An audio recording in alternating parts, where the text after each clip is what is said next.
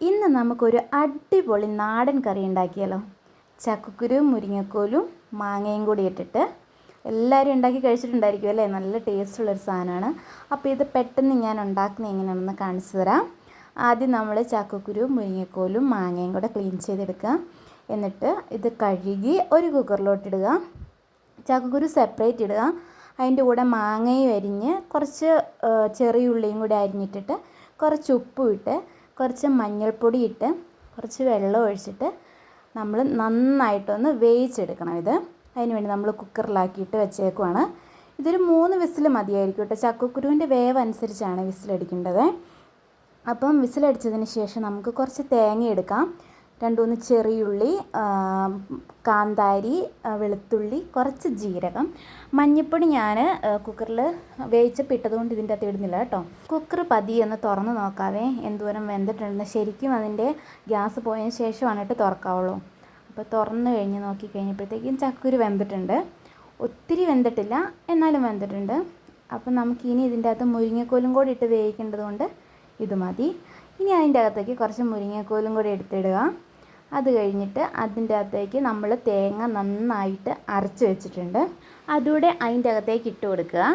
ഞാനിത് വീഡിയോ എടുക്കുകയോ ഇടുകയും കൂടെ ചെയ്യുന്നതുകൊണ്ട് കുറച്ച് പാടാട്ടോ, അതുകൊണ്ട് ഞാൻ ഇട്ടതിന് ശേഷം കാണിക്കാമേ. ഇത് മൊത്തം അതിൻ്റെ അകത്തേക്ക് ഇട്ടിട്ട് നന്നായിട്ട് ഇളക്കിയിട്ട് നമ്മൾ വീണ്ടും ഒന്ന് വേവിക്കാനായിട്ട് വെക്കുകയാണ്. കാരണം മുരിങ്ങക്കോലൊക്കെ വേകണ്ടേ. വിസിലടിക്കുന്ന കൂടെ മുരിങ്ങക്കോല് വേവിക്കാൻ ഇട്ടിട്ടുണ്ടെങ്കിൽ അത് മൊത്തം അലുത്തു പോകും. ഇനി നമുക്ക് കുക്കർ അടച്ചിട്ട് അതൊന്നുകൂടെ തിളപ്പിക്കാം. അതായത് അതിൻ്റെ അകത്ത് മുരിങ്ങക്കോല് വേകണമല്ലോ. അപ്പം നമ്മളത് അടപ്പ് കുറച്ച് തുറന്ന് വെച്ചിട്ട് നന്നായിട്ട് കുറച്ച് നേരത്തേക്ക് വേവിക്കാം. അപ്പോൾ അത് വെന്തിട്ടുണ്ട് നന്നായിട്ട്. അപ്പോൾ ഇനി ഞാൻ കടുക് പൊട്ടിക്കാൻ പോവുകയാണ്.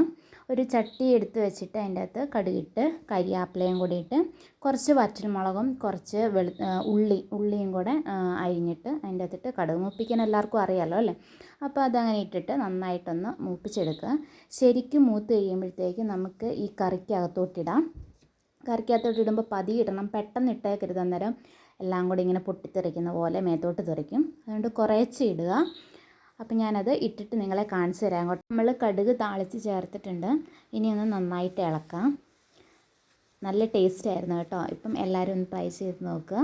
മുളക് പൊടിയൊന്നും ചേർത്തിട്ടില്ല അതിൻ്റെ അകത്ത്, കാന്താരിയാണ് അരച്ചേക്കുന്നത് കേട്ടോ. അപ്പം നമുക്ക് ഇച്ചിരി നല്ല ടേസ്റ്റ് ആയിരിക്കും. അപ്പോൾ എല്ലാവരും ഒന്ന് ട്രൈ ചെയ്ത് നോക്കുക. എന്നിട്ട് നല്ലതാണെങ്കിൽ കമൻറ്റ് ചെയ്യുക. അതിന് ശേഷം നമ്മൾ കുറച്ച് കോവയ്ക്ക എടുത്തരിഞ്ഞ് മെഴുക്കുവരട്ടി വയ്ക്കുകയാണ് കേട്ടോ. കോവയ്ക്കയും പച്ചമുളകും സബോള എല്ലാം കൂടി നന്നായിട്ട് അരിഞ്ഞ് കടുക് മൂപ്പിച്ച് അതിൻ്റെ അകത്തിട്ട് ഇട്ട് ഉപ്പും കുറച്ച് മഞ്ഞൾപ്പൊടി എല്ലാം കൂടി ഇട്ട് കുറച്ച് മുളക് പൊടിയും കൂടി ഇടും കേട്ടോ. അപ്പോൾ ഇച്ചിരി കളറായിട്ടിരിക്കുവേ. അപ്പോൾ അതെല്ലാം കൂടി ഇട്ട് നമ്മളിങ്ങനെ അടച്ച് വെച്ചത് അതുപോലെ വേവിച്ചെടുത്തിട്ടുണ്ട്. ഇച്ചിരി ഫ്രൈ പോലെ ആക്കി എടുത്തിട്ടുണ്ട്. നല്ല ടേസ്റ്റാണ്.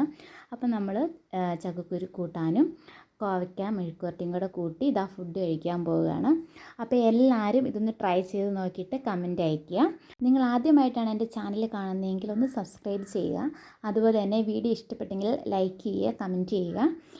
അതിൻ്റെ കൂടെ കുറച്ച് പാവയ്ക്ക തോരനും കുറച്ച് മാങ്ങാച്ചാറും കൂടി എടുത്ത് ഇന്നത്തേക്ക് ഉച്ചയ്ക്കത്തെ ഊണിതാണ് കേട്ടോ.